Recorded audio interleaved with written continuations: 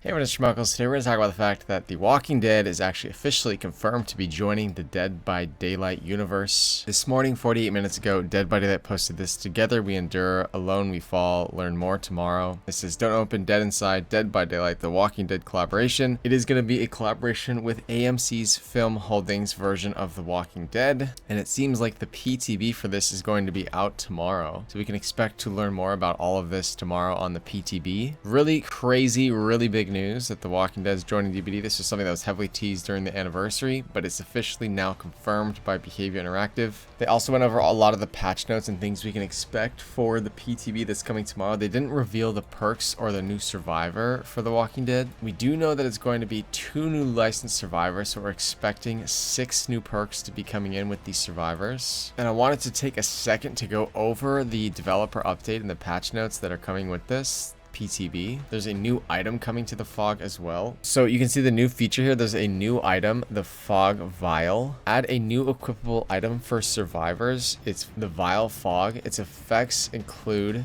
using a vial fog cause a fog cloud to expand outward from a point where it was used, dissipating after a set time. Scratch marks do not spawn within the fog cloud. Audio is muffled for anyone within the fog cloud. The auras of players within a fog cloud cannot be read by other players. The fog vial has a cooldown which recharges over time once used. Added item rarities and add-ons. Dev note: the fog vial specializes in creating confusion and breaking line of sight. When it's activated, this fog obscures your surroundings while still allowing for limited visibility within your immediate vicinity. By moving to a single recharging use, survivors can use the vial fog multiple times per trial, and they don't have to be quite so precise about saving charges, letting them be more in the moment with their vial uses. So it seems like this is going to be an item that you can actually use more than once. It's a token or charged based item. And it reminds me of one of the items that they brought during the Blighted Halloween event. That's crazy. Survivor item update keys. Changed item charges to refer to individual uses of item rather than overall time it can be used for. Adjusted the uses for this item to cover the following: channel the key to consume 1 charge and reveal survivor auras for a limited time. When near a closed hatch, consume 1 charge to unlock. Consume 1 charge to quickly unlock a chest and gain an item of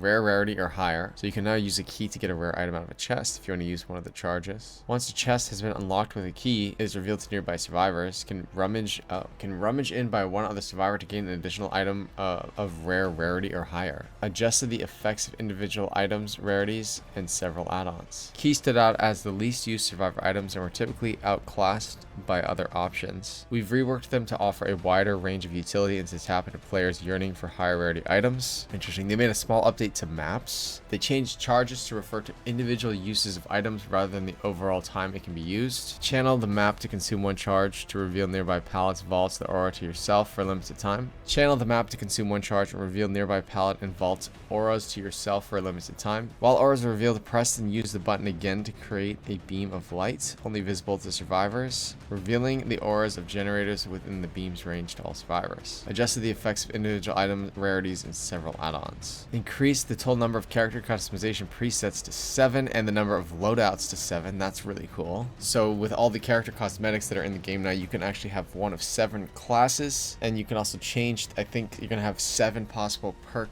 preset loadouts too, and you're going to be able to change the names to the presets. That's kind of interesting to see. And you can see a little scroll down here, a visual of this. Added mouse and keyboard support for the following console platforms: PS4, PS5, Xbox One, and Xbox Series. There's updates to the following survivor perks: Any Means Necessary, Appraisal, Better Together, Built to Last, Deja Vu, Detective's Hunch, Potential Energy, Still Sight, and Streetwise. And there's updates to killer perks: Dragon's Grip, Franklin's Demise, Hubris, Insidious, Overwhelming Presence, Scourge, Hangman's Trick. There are changes coming to the Executioner, the Clown, the Knight, and the Pig. The Executioner's getting a buff, it looks like. Increased the Punishment of the Damned range. The duration of the trail the Pyramid Head leaves is going to be longer, but they decreased the Rites of Judgment's movement speed. So that's kind of a little nerf. Added haste and endurance effects to survivors from a cage. Added input buffering to transition from Punishment of the Damned to Rites of the Judgment. Being caged or killing a survivor when the prompt is available. And reworking his add-ons. The Clown has increased movement speed while reloading bottles. Adjusted the effects of the yellow bottles. Increased the haste, increased the distance and speed that the smoke spreads. Increased activation speed. They also decreased the hindered effect with the purple bottles. Decreased how long the hindered effect lingers after leaving a smoke. And added input buffering to a charging throw and reloading bottles. And there's been several add-ons that have been adjusted as well. The Knight increased the maximum patrol path length. Increased the path drawing speed, acceleration, and strafe speed. The Carnifex's standard spawns slower. The Assassin in the Jail's standard spawn quicker. Added input buffering to drawing a patrol path. Adjusted call to arms add-on. The Pig has increased crouch movement speed. Increased speed of crouching and uncrouching. Increased the speed at which the Terradius fades when crouching.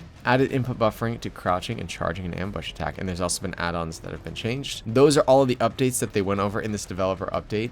The PTB is going to be tomorrow, and the main thing is we have 2 new licensed survivors coming in. They have not revealed like who they are and what the perks are. And then there's this new survivor item, which is kind of like a fog cloud, pretty similar to one of the anniversary items, I think. Really crazy news. We'll talk more about survivors and perks tomorrow. We'll probably stream the PTB on my live stream as well. Make sure to like this video and subscribe to this channel if you want to see more content like this. That does it for this video. Goodbye.